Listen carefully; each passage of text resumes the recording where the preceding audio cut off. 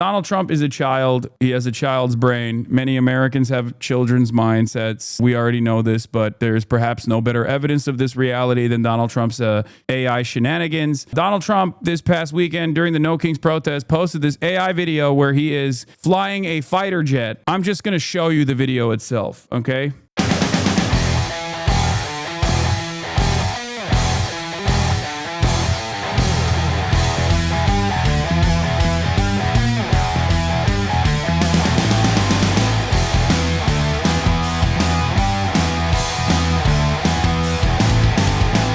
That's right. That's Donald Trump dumping fecal matter from a fighter jet while wearing a crown on top of a bunch of protesters in New York led by friend of the show, Harry Sisson. This, of course, made me feel some type of way because Harry Sisson, in spite my best attempts, has gotten the Trump notice before me. Very f***ed up. It led me to spiral. It caused me to think, am I washed? How is this possible? How is it that Harry Sisson would get the Trump notice before me? Diaper dumping Donnie. I can't believe Harry Sisson got pooped on by Donald Trump before me. I have felled off, okay? I have felled off. It's very clear. But anyway, Harry Sisson then posted, can a reporter please ask Trump why he posted an AI video of himself dropping poop on me from a fighter jet? That would be great, thanks. To which JD Vance replied to Harry saying, I'll ask him for you, Harry. Because this administration is run by morons, childish morons. What are we doing? This is the most powerful country on the planet still. Think about that. I'm not like Mr. Institutionalist, okay? Why are you mad Trump ain't shit on you? I'm just a little mad because Harry Sisson got the notice before me, but that's like me just memeing. I'm more so mad about the fact that this is what the administration is doing, and I'm doubly mad that while this is what the administration is doing, the reception on actions like this, no matter how childish it is, no matter how stupid it is, no matter how silly it is, no matter how much this is supposed to highlight how little the Republicans are doing to solve any of the financial crises that average Americans are experiencing, the base seems to love it. Do you understand? The base for Donald Trump loves this. I look at this and I think, oh my God, how can the Democrats be losing to this? This should be a moment of self-reflection, self-criticism, and to instantly change everything that the Democrats have done so far. You should be looking at this and going, how the f did we get here? Okay. How is it possible to lose to this? We have a million different severe crises in this country. And one of them, I think, is the anti-intellectualism that has run amok. Like Donald Trump is gutting SNAP benefits and subsidies for Medicaid. His administration at a time when people are like really suffering from the cost of living crisis is making things more costly for the average American. And all they need to do is just like meme like this. And the base goes, hell yeah, brother. As long as you're locking up Mexicans and doing this kind of funny, haha, Hakeem Jeffries is a Mexican AI videos, I'm with you, brother, all the way. This should be an opportunity to highlight the lack of interest in the administration in solving any of these like material problems for the Democrats. The Democrats should be using this as a opportunity to radicalize the base further, to actually pull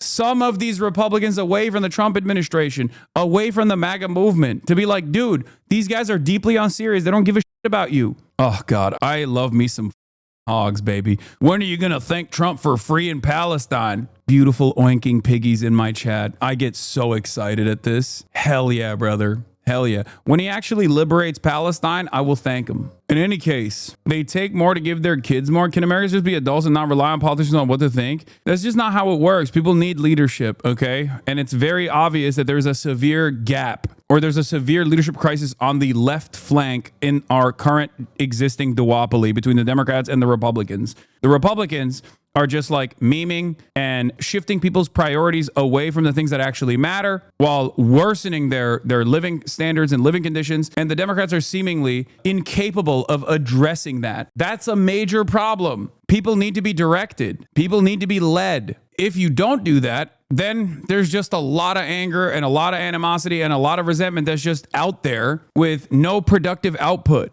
That is my anger and my resentment on this story. But that was not the only thing that happened with the No Kings rallies. Obviously, the No Kings protest took place, the largest single day protest in American history, which is pretty crazy, all around the country. A total of, I believe, 7 million people many of which were actually boomers, as a matter of fact, took to the streets to express their discontent for as long as they can. From Times Square to LA, millions turned out for the No Kings Day of protests, pushing back against what they call abuse of power by President Trump. This is what democracy looks like. We don't like what's happening under the current government. Demonstrators called out Trump's policies, including his crackdown on immigration, domestic use of the military, and environmental rollbacks. In D.C., 22-year-old Eva Menaggio said she felt the day was about unity, not hate. Everything here is so beyond positive. Like right over there's a dance party going on. I don't know how anyone could say this is a hate America rally. Dude, this is my favorite thing, by the way. Another hog take, or at least someone who's been duped. No one in the chat has formed a thought on their own in the last few months. Why did they show clips from 2017? I love this because, one, he just immediately goes, everyone here is sheep. Unlike me, I fell for a lie that someone told on Twitter. I know exactly what this guy's talking about. There was a lie that was circulating on Twitter about how like MSNBC actually showed a previous protest from 2017 with the aerial footage, and it actually wasn't the current protest in Boston. Okay. I don't know why they chose to lie like that. Okay. I don't know why they chose that particular Boston protest to claim it was actually false. I mean, I get the energy behind it. Like, it was clear that like someone felt insecure, you know, some Republican felt insecure. I don't know where the lie was conceived initially, but Grok has once again misled ex-users by falsely claiming that this viral video of crowds yesterday at No Kings protest in Boston, which ran on Ali Velsh's program on MSNBC, is from 2017. This has led some users genuinely believing that the video is old, but Grok's assertion is incorrect. The video was filmed during yesterday's protest in Boston. The exact same aerial view of the crowd can be seen in multiple other videos of the protest in Boston posted by local news outlets yesterday. Reverse searching multiple frames from the clip brings no results earlier than yesterday, which means that the clip isn't old and first appeared online yesterday. Breaking. Analysts are calling this the biggest protest in American history. It's far bigger than any rally Donald Trump has ever had. This is Boston. Rallies like this are just happening in cities big and small all around the country. Let's go. It was huge. And I guess like people felt some type of way. They felt like kind of insecure. There were a lot of people who thought that this was fake. It is really wild to me that you can have journalists directly broadcasting from a massive protest, and you can have tens of thousands, if not hundreds of thousands of people arrive at an area, and then people online could just say it's fake, and then that's all it takes. I don't know how many people actually went there, okay? I don't know exactly what the numbers are, but it seems like, you know, tens of thousands, if not 100,000 people are in this like massive area, which means that they were there. They were there. They can like confirm it. On the internet, you can just say, nah, this is fake actually, because you're biased and you personally believe that it's impossible to get this many liberals to be offended enough by the administration that they're actually going to go and participate in a mass mobilization initiative such as this one. And that's all it takes for people. They go, nah, it's fake. I think we're in a very dangerous place right now. We're in a very dangerous place because people refuse to think critically about this stuff. Like, your own personal biases online are way more important than like reputable outlets giving you real-time coverage of events that are taking place. I don't know how to deal with that. If we don't have like established mechanism of discerning truth, if we don't have like a reality that everyone is on board with, there is no consensus truth. There is no consensus reality. People can just literally say, nope, I don't believe it. If enough people, given their political biases, can decide what you can see with your own two eyes is actually fake, we are extra. I don't know how we move on from this. I don't know how we redesign a functional society if a decent chunk of the population decides like what I can see with my own two eyes must be fake because it makes me feel bad to think that it's real. Add to that how easily artificial intelligence chatbots also continue this malicious framing, like Grok, right? And you're cooked because people would rather trust Grok than they would trust their own two eyes and their own brain to think critically. I don't know what to say. It looks like X admitted it misled its users within hours by late afternoon, October 18th. After cross-referencing with BBC Verify's real-time analysis and additional sources like the AP and Reuters footage, I issued an updated response. Upon further verification, this video is authentic footage from October 18, 2025, Boston protest. Crowd estimates from multiple outlets, including drone imagery, placed the attendance at 20,000 to 30,000. My prior assessment was based on incomplete initial data. Apologies for the error. The correction was posted directly on X and pinned to relevant threads. It's too late because a lot of people already ran with it. because it corresponded to their biases. The initial bias there is there's no way this many liberals showed up against Donald Trump because Donald Trump is the best president of all time. If you're MAGA and you're online, as many extremely MAGA people are extremely online,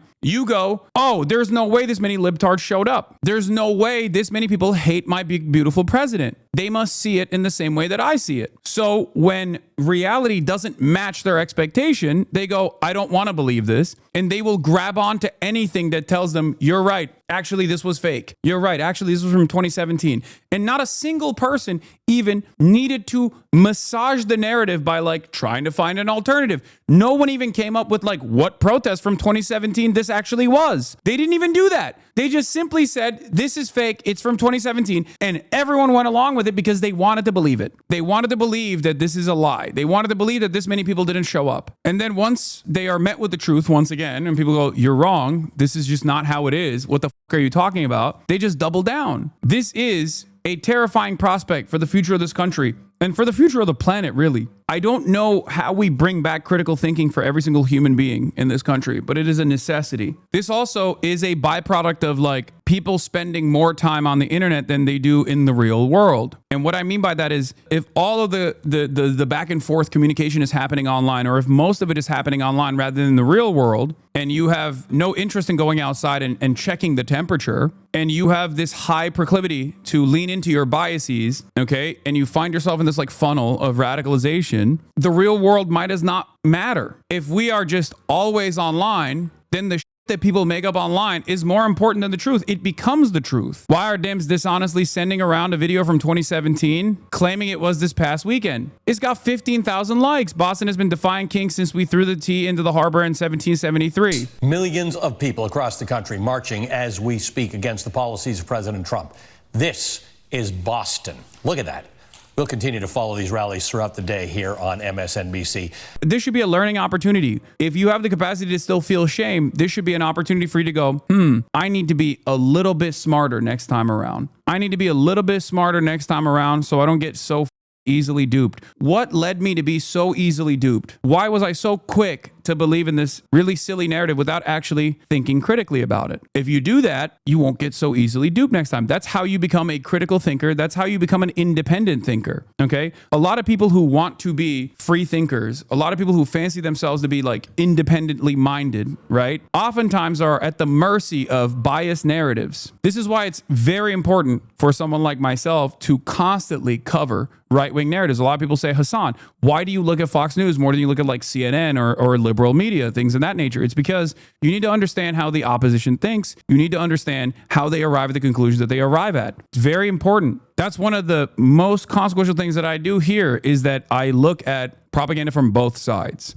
I look at what liberals are saying. I have my own personal position that I will always reveal to you ahead of time. Like I'm not shy about it. I think that's the most honest thing that you can do when you are a media figure in general. Okay. And you can make up your own minds in the aftermath of that. But unfortunately, a lot of people don't do that. A lot of people would rather have someone tell them how to think and believe false narratives rather than actually critically thinking about these issues. I think it's a huge problem.